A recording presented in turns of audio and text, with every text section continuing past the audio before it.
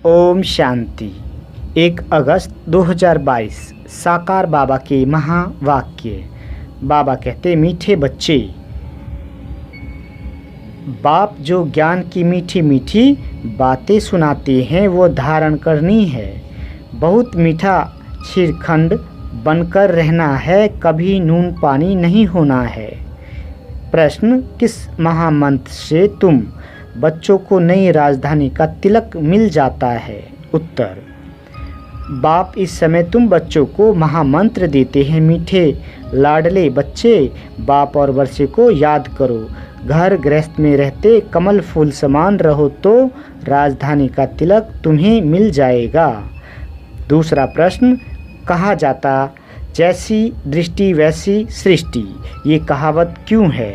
उत्तर, इस समय के मनुष्य जैसे पतित है, काले हैं, ऐसे अपने पूज्य देवताओं को, लक्ष्मी नारायण राम सीता को, शिव बाबा को भी काला बनाए उनकी पूजा करते हैं। समझते नहीं इसका अर्थ क्या है, इसलिए ये कहावत है। गीत, मुखरा देख ले प्राणी। ओम शांति। मीठे मीठे स्किलदे बच्चों ने गीत की लाइन सुनी कि दिल रूपी दर्पण में देखो कि कितना पाप और कितना पुण्य किया है।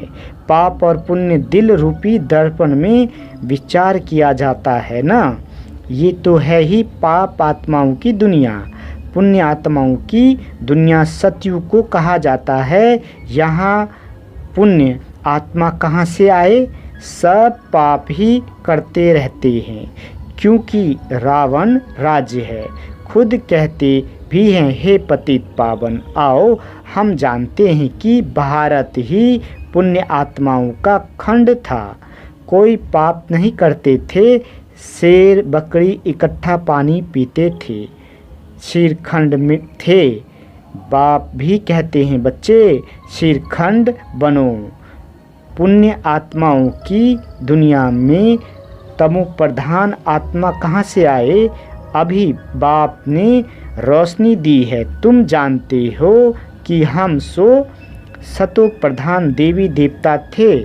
उन्हों की महिमा ही है सर्वगुण संपन्न, 16 कला संपूर्ण। हम खुद भी नहीं उनकी महिमा करते हैं। मनुष्य कहते हैं, मुझ निर्गुणहारे में कोई गुण नहीं। प्रभु आप आकर जब हम पर तरस करो तब हम भी ऐसे बन सकते हैं। ये आत्मा ने कहा। आत्मा समझती है इस समय हम पाप आत्मा हैं। पुण्य आत्मा तो देवी देवताएं हैं जो पूजे जाते हैं। सभी जाकर देवताओं के चरणों पर झुकते हैं। साधु संत आदि भी तीर्थों पर जाते हैं। अमरनाथ श्रीनाथ द्वारे जाते हैं। तो ये है ही पाप आत्माओं की दुनिया। बाबा कहते, भारत ही पुण्य आत्माओं की दुनिया थी। जब लक्ष्मी नारायण का राज्य था, उनको ही कहा जाता है स्वर्ग। मनुष्य मरते हैं तो कहते हैं स्वर्ग गया, परंतु स्वर्ग है कहाँ?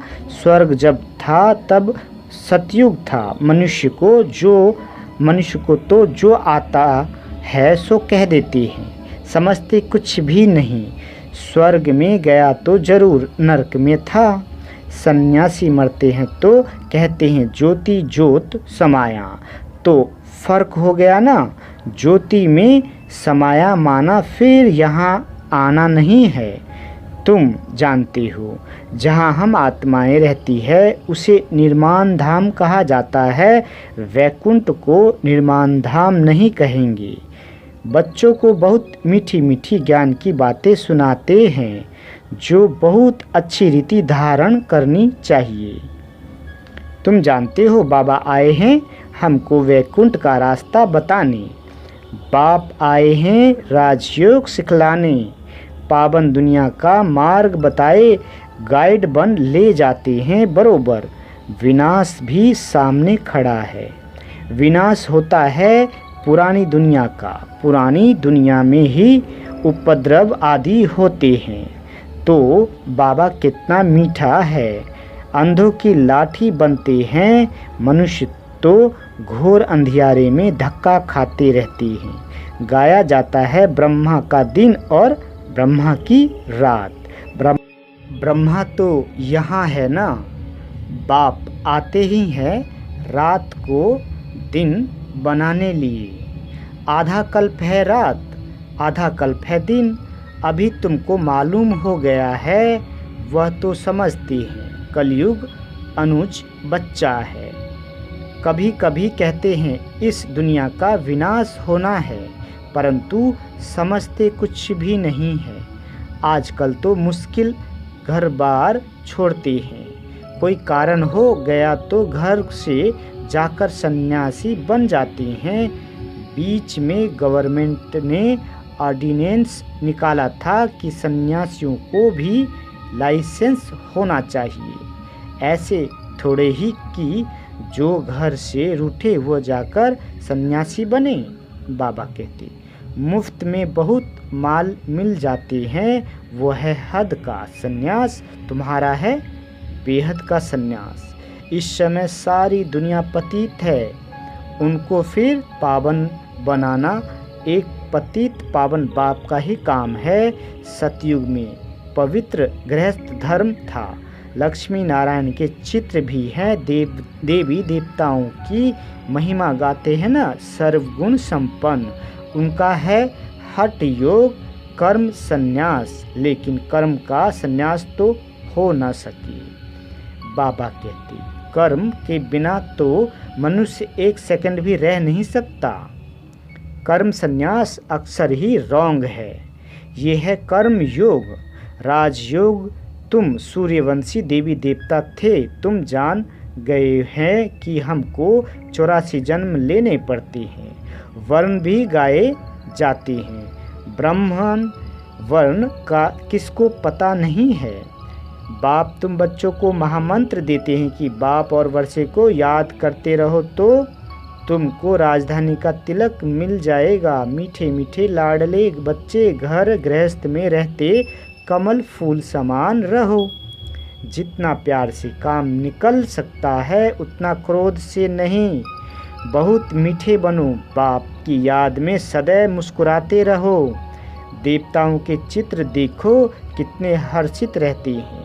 अभी तुम जानते हो वह तो हम ही थे। हम सो देवता थे, फिर सो क्षत्रिय वैश्य शूद्र बने। अभी हम संगम पर ब्रह्मा मुख वंशावली बने हैं। ब्रह्मा मुख वंशावली सो ईश्वर वंशी।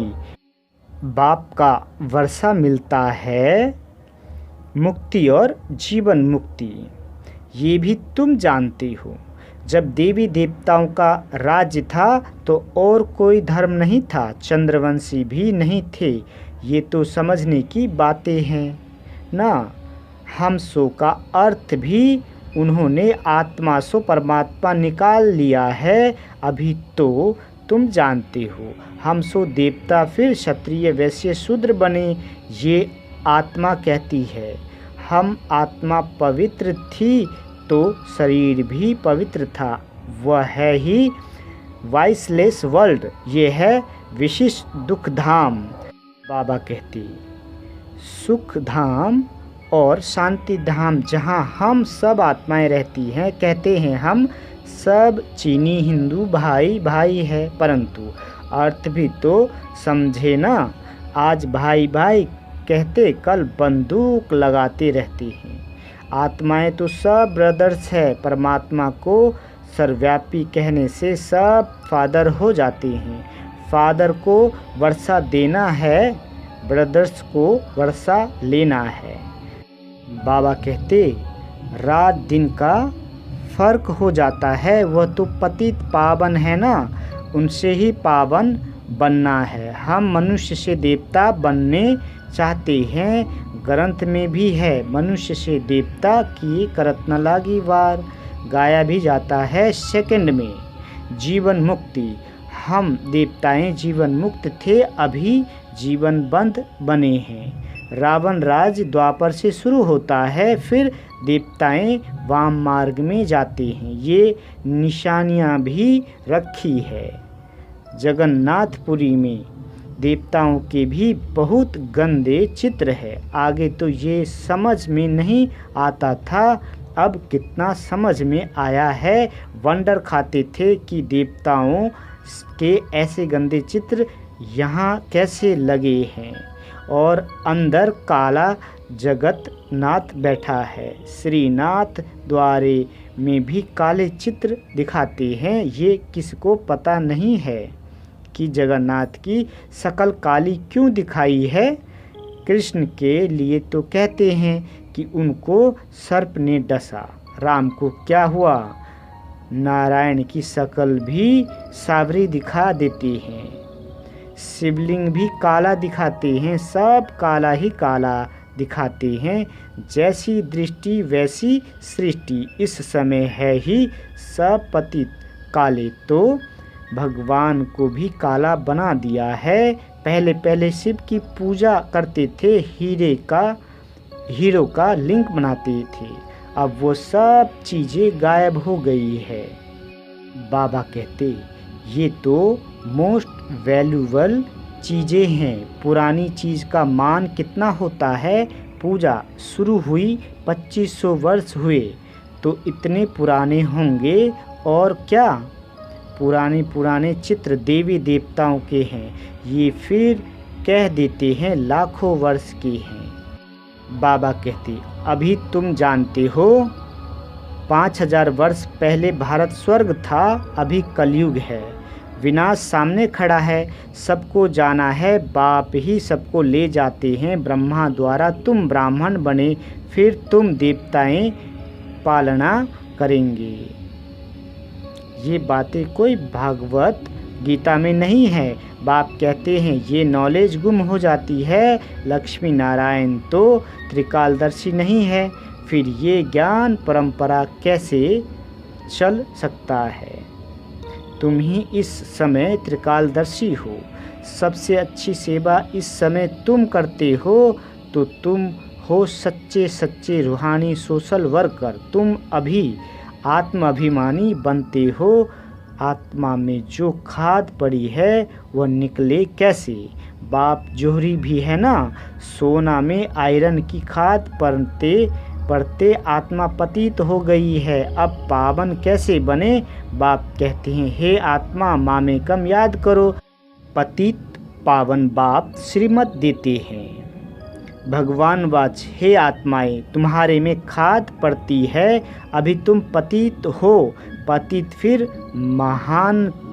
महात्मा थोड़े ही हो सकते हैं। एक ही उपाय है मामेकम याद करो। इस योग अग्नि से तुम्हारे विक्रम दग्ध होंगे। कितने आश्रम हैं, अनेक प्रकार के हठ योग के चित्र लगे हुए हैं। यह है योग अथवा याद की भट्टी। भल गृहस्थ व्यवहार में रहो, भोजन आदि बनाओ, बच्चों की संभाल करो। अच्छा सवेरे तो टाइम है ना, कहाँ भी जाता है राम सिमर प्रभात मोरे मन। आत्मा में बुद्धि है, भक्ति भी सवेरे करते हैं। तुम भी सवेरे उठ बाप को याद करो। विक्रम विनाश करो, सारा किचरा निकल आत्मा कंचन बन जाएगी। फिर काया भी कंचन मिलेगी। अभी तुम्हारी आत्मा 2 कैरेट भी नहीं है। भारत के देवी देवताओं के 84 जन्मों का हिसाब लेना पड़े। वर्ल्ड की हिस्ट्री ज्योग्राफी रिपीट होती है, परंतु आयु कितनी है ये जानते नहीं। कल्प की आयु को ही नहीं जानते हैं। बाप कहते हैं मैं आया हूँ श्रीमत देने, श्रेष्ठ बनाने। याद की अग्नि से ही खाद निकलेगी और कोई उपाय है नहीं। बाबा कहते बच्चों को बहादुर बनना है, डरो मत। जिनका रक्षक खुद भगवान बाप बैठा है उनको किससे डरना है। तुम्हें कोई श्राप आदि क्या देंगे, कुछ भी नहीं। अच्छा मीठे मीठे सिकीले दे बच्चों प्रति माता पिता बाप दादा का याद प्यार और गुड मॉर्निंग। रूहानी बाप की रूहानी बच्चों को नमस्ते। हम रूहानी बच्चों की रूहानी माता पिता बाप दादा को याद प्यार गुड मॉर्निंग और नमस्ते मीठे बाबा नमस्ते। धारणा के लिए मुख्य सार। पहला, कोई भी काम प्यार से निकालना है, क्रोध से नहीं। बाप की याद में सदा हर्षित रहना है, सदा देवताओं जैसे मुस्कुराते रहना है।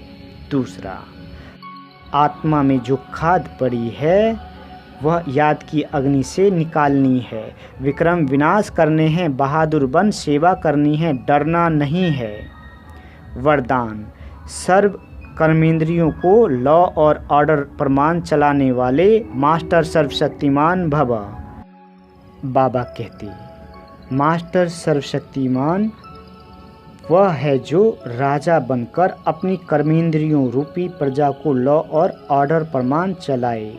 जैसे राजा राज्य दरबार लगाते हैं, ऐसे आप अपने राज्य कारोबारी कर्मेंद्रियों की रोज़ दरबार लगाओ और हाल चाल पूछो कि कोई भी कर्मचारी अपोजिशन तो नहीं करते हैं, सब कंट्रोल में है। जो मास्टर सर्वशक्तिमान है उन्हें एक भी कर्मेंद्रियों कभी धोखा नहीं दे सकती। स्टॉप कहा तो स्टॉप। स्लोगन, समय पर सर्वशक्तियों को कार्य में लगाना ही मास्टर सर्वशक्तिमान बनना है। मातेश्वरी जी के अनमोल महावाक्य। वास्तव में ज्ञान प्राप्त करना तो एक ही सेकंड का काम है, परंतु अगर मनुष्य एक सेकंड में समझ जाए तो उनके लिए एक ही सेकंड लगता है। सिर्फ अपने स्वधर्म को जान जावे कि मैं असल में शांत स्वरूप आत्मा हूँ और परमात्मा की संतान हूँ।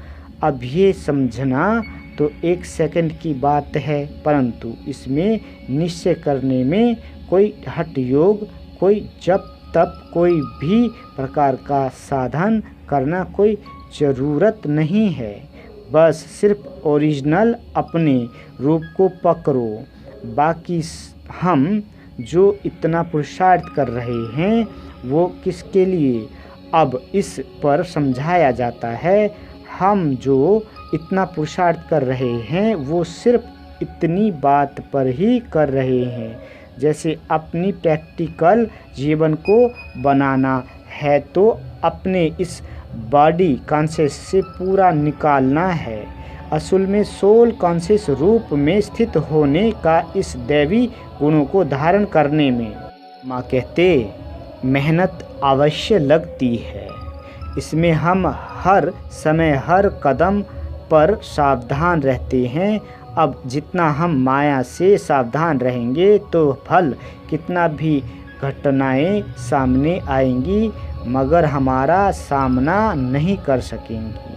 माया सामना तब करती है जब हम अपने आप को विस्मृत करते हैं। अब ये जो इतनी मार्जिन है सिर्फ प्रैक्टिकल लाइफ बनाने की, बाकी ज्ञान तो सेकंड की बात है। दूसरा, मम्मा कहते ये अपना ईश्वरीय ज्ञान अपनी बुद्धि से नहीं निकाला हुआ है, ना कोई अपनी समझ अथवा कल्पना है अथवा संकल्प है, परंतु ये ज्ञान सारी सृष्टि का जो रचता है उस द्वारा सुना हुआ ज्ञान है और साथ साथ सुनकर अनुभव और विवेक में जो लाया जाता है वो प्रैक्टिकल आपको सुना रहे हैं। अगर आपने विवेक की बात होती तो सिर्फ अपने पास चलती, परंतु ये तो परमात्मा द्वारा सुन अपने विवेक से अनुभव के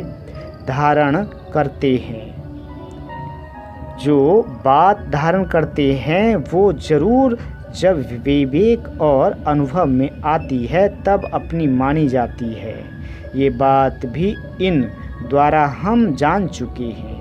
तो परमात्मा की रचना क्या है, परमात्मा क्या है, बाकी कोई अपने संकल्प की बात नहीं है। अगर होती तो अपने मन में उत्पन्न होती। इसलिए जो अपने को स्वयं परमात्मा द्वारा मुख्य धारणा योग पॉइंट मिली हुई है वो है मुख्य योग लगाना, परंतु योग के पहले ज्ञान चाहिए। योग करने के लिए पहले ज्ञान क्यों कहते हैं? पहले सोचना, समझना और बाद में योग लगाना। हमेशा ऐसे कहा जाता है, पहले समझ चाहिए, नहीं तो उल्टा कर्म चलेगा। इसलिए पहले ज्ञान ज़रूरी है। ज्ञान एक ऊंची स्टेज है जिसको जानने के लिए बुद्धि चाहिए, क्योंकि ऊंचे ते ऊंच परमात्मा हमको पढ़ा रहे हैं। अच्छा, ओम शांति।